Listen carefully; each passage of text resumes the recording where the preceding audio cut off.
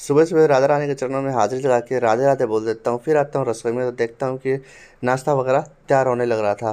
फिर थोड़ा और बाहर जाता हूँ तो पता चलता है कि माता चुपचाप बैठी है। ध्यान से देखने में पता चलता है कि चुपचाप नहीं बैठी है, मन में राधा नाम का जाप कर रही है।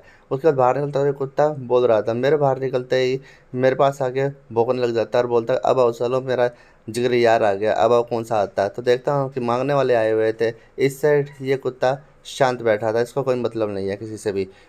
फिर ये मांगने वाले हमारे घर पे भी आते हैं। तो अमावस का दिन था, तो इसको ब्राह्मण का निकाला हुआ खाना हमने इनको खिला दिया। इनके खिलाने के बाद हमने प्रेमानंद का सत्संग सुना और खाना खाने बैठ गए। खाना खाते वक्त हम सत्संग सुनते रहते हैं।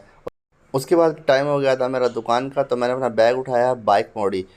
मम्मी ने बाहर का गेट खोला और फिर मैं निकल पड़ा अपने गंतव्य की ओर, यानी कि दुकान की तरफ। रास्ते में मैंने थोड़ी सी वीडियो बनाई और कुछ ही देर में मैं पहुंच गया अपने दुकान पर। दुकान पर जाकर देखा तो अभी शटर बंद था, क्योंकि अभी 10 बजे नहीं थे और दुकान का मालिक आया नहीं था। तो मैं इधर उधर थोड़ा सा वीडियो बनाने लग गया।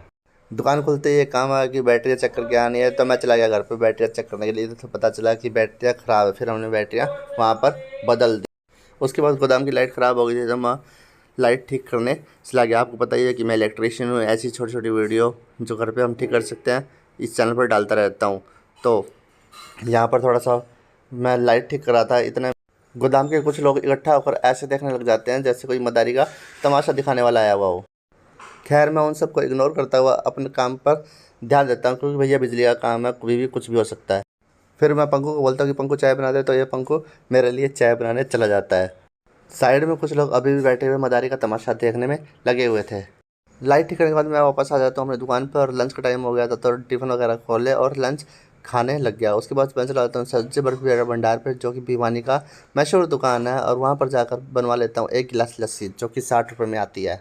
इतने पैसे आपके पास तो होंगे नहीं, इसलिए मैं अकेला पी लेता हूँ। उसके बाद एक बैटरी का ऑर्डर और आ जाता है, तो मैं और अजीत चले जाते हैं हुड्डा सेक्टर में बैटरी लगाने के लिए। फिर बैटरी लगा के वापस आते हैं तो दुकान का मालिक बोलता है इतना टाइम कैसे लग गया। तो थोड़ी बहुत बातें ये सुना देता है, जो कि इसकी रोज़ की आदत है।